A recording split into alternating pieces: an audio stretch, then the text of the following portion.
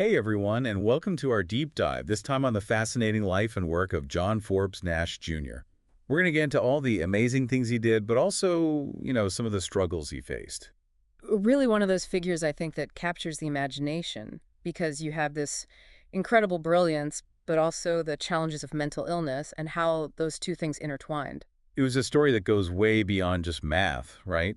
It's about resilience and pushing the boundaries of what we think is possible. Exactly. It makes you think about the nature of genius and what it means to truly overcome obstacles. Okay, so let's rewind back to the beginning. Nash was born in 1928 in Bluefield, West Virginia. Pretty small town, right? Yeah, not exactly a hub of cutting-edge mathematics, but even as a kid, Nash was different. He was very much a loner, loved books, and could solve problems that stumped everyone else. I could already picture him, lost in thought, figuring things out that most people wouldn't even think about. He was definitely ahead of the curve. He even took classes at Bluefield College while he was still in high school. Wow, so college while still in high school. That's pretty impressive. It's a sign of things to come. From there, he went to Carnegie Institute of Technology on a George Westinghouse scholarship. That was a big deal. Yeah, these scholarships, they can really open doors. You can just tell that Nash was destined for something special. Absolutely. Carnegie was a great stepping stone, Yeah. but his ultimate destination was Princeton. Princeton in the late 1940s, the heart of the math universe at that time. Can you imagine? Einstein was there, John von Neumann. It was like a gathering of intellectual giants. I get chills just thinking about it. What an exciting and intimidating place that must have been for a young, ambitious mathematician. Nash arrived in '48 with the John S. Kennedy Fellowship, ready to dive headfirst into that world. And Princeton's fine hall. That's where all the magic happened, right? That was the epicenter. Discussions, debates, groundbreaking ideas. It was a hotbed of mathematical innovation. I bet Nash fit right in. He wasn't the type to be intimidated by big names. Oh, definitely. He was eager to learn, but also to challenge existing ideas. That's where he met John von Neumann, the father of game theory. That meeting must have been a pivotal moment. Two brilliant minds coming together. It sparked Nash's interest in game theory and set him on a path that would change how we understand strategic decision-making. It's fascinating to think about. And he wasn't all serious either. He invented the game Hex around this time. Yeah, that shows his playful side.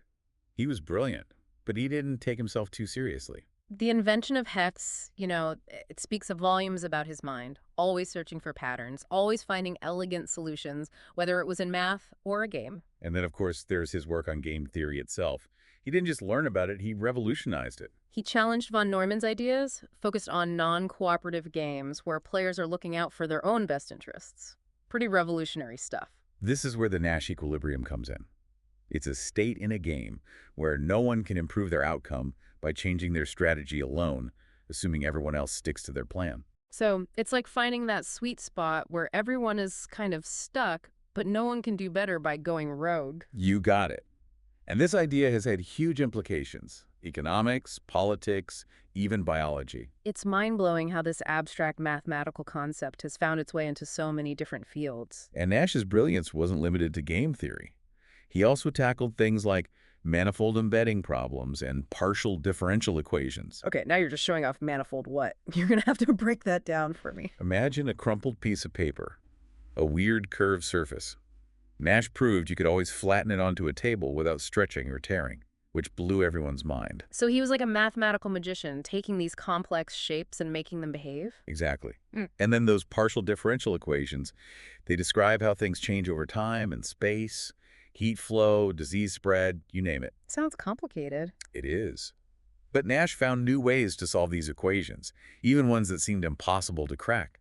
It was a major breakthrough. It's incredible to think about all that he achieved. He was constantly pushing the boundaries, tackling problems others wouldn't even touch. But under the surface of this genius, there was a storm brewing. In the late 1950s, Nash started showing signs of something being very wrong. This is the part of the story that always gets to me, the contrast between this incredible mind and the fragility of mental health. It's a stark reminder that even the most brilliant minds are vulnerable. And in 1959, Nash was diagnosed with schizophrenia, a life-altering diagnosis. It's heartbreaking to imagine what that must have been like for him. The confusion, the fear, and for those around him, too. It marked the beginning of what are often called his lost years, years of struggle, hospitalization, and a retreat from the world of mathematics he loved so much. It's a tragic turn, but also a testament to the complexities of the human mind. And it sets the stage for what's to come in his story, which we'll dive into in the next part of our deep dive. Picking up where we left off with Nash's lost years, I imagine his journey toward recovery wasn't a smooth one. Not exactly. Ah, It was full of ups and downs, remission and relapse. It mirrored the complexity of the math he worked on in a way. I see what you mean. Even in his personal life, those patterns of order and chaos were playing out. Right. And then in the 1980s, things started to shift. He entered a long-term period of remission from schizophrenia. That's remarkable to think about after all he went through, the power of the human mind to heal itself, right? Absolutely. It's a testament to his resilience and the support of those around him, especially his wife, Alicia. She stood by him through it all. It's a really beautiful example of love and commitment. Her belief in him was unwavering. And slowly but surely, he started to re-engage with the world of mathematics. It's like a part of him was reawakening, rediscovering that passion that had always been there. Exactly. And then in 1994 came a moment of incredible validation. John Nash was awarded the Nobel Prize in Economics. Wow, to receive that recognition after all those years of struggle and uncertainty, it must have been overwhelming. It was a triumph not just for Nash, but for everyone who had supported him. It was a powerful statement about the possibility of recovery and the importance of never giving up hope. And think about the impact on the way we view mental illness.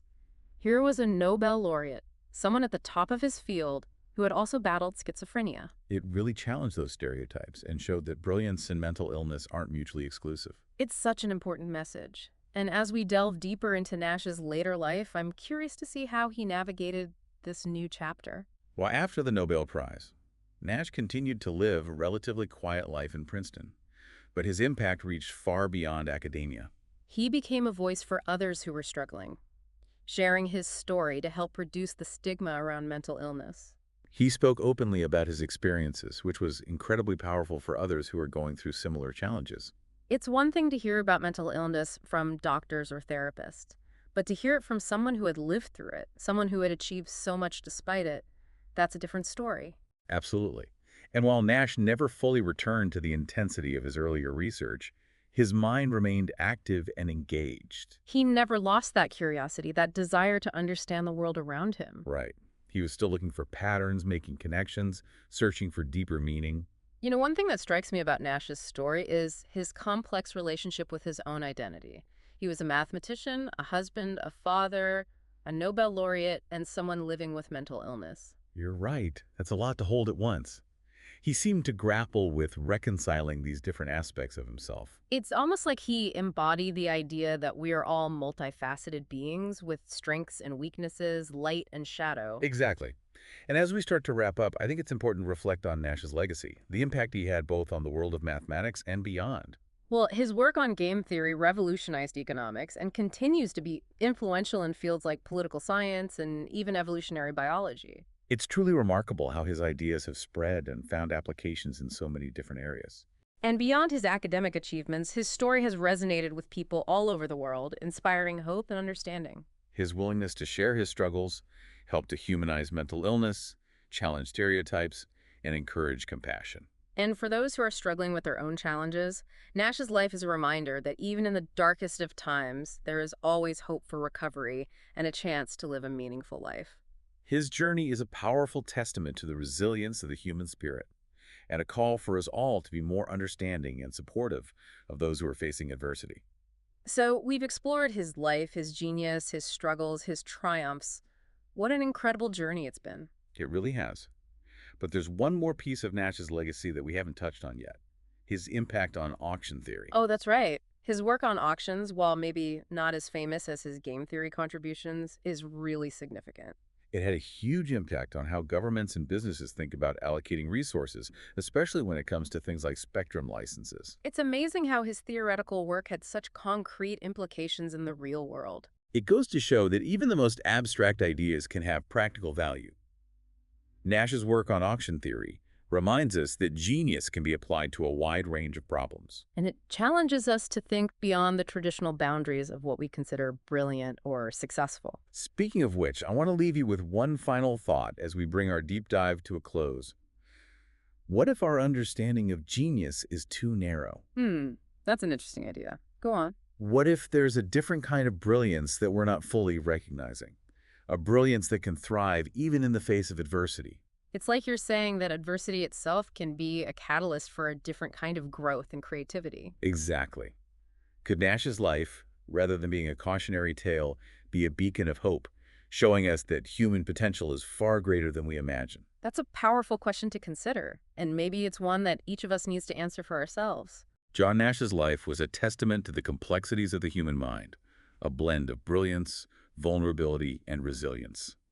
His story reminds us that we are all capable of extraordinary things, even in the face of unimaginable challenges. He showed us that the human spirit can endure and even thrive in the most difficult circumstances, and that true success is about finding meaning and purpose no matter what life throws our way. His legacy is one of hope, resilience, and the boundless potential of the human mind. And with that, we conclude our deep dive into the remarkable life and work of John Forbes Nash Jr. Thank you for joining us on this incredible journey. It's amazing, isn't it, how Nash's story just seems to resonate with so many people on such a deep level. It really is. It goes beyond just the math.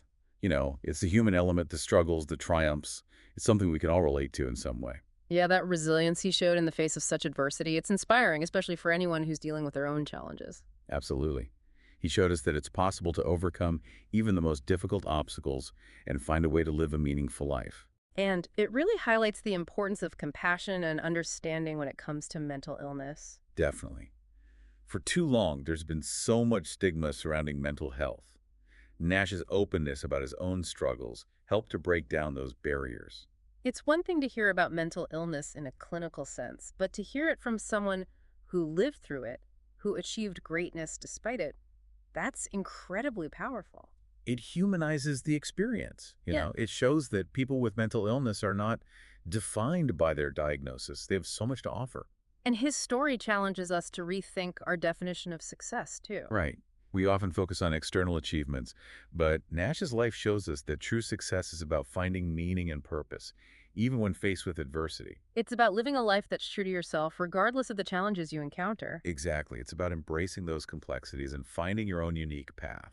Well, as we wrap up our deep dive into John Nash's extraordinary life, it's clear that he left behind a legacy that extends far beyond the realm of mathematics. He did. His work has had a profound impact on economics, political science, and even biology. But his story also touched countless lives on a personal level. He taught us about the power of the human mind, the importance of resilience, and the enduring strength of the human spirit. He showed us that brilliance and vulnerability can coexist, and that recovery from mental illness is possible. And he challenged us to be more compassionate, more understanding, and more open-minded in our view of the world and those around us. So, to our listeners, we encourage you to carry these lessons with you. Embrace the complexities of life, be kind to yourself and others, and never underestimate the potential that lies within each and every one of us. Beautifully said, John Nash's story is a testament to the human spirit's ability to endure, adapt, and create, even in the face of extraordinary challenges. May his legacy continue to inspire us to strive for greatness in all its forms and to approach life with a sense of wonder, curiosity, and compassion. And on that note, we conclude our deep dive into the remarkable life and work of John Forbes Nash Jr. Thank you for joining us on this incredible journey.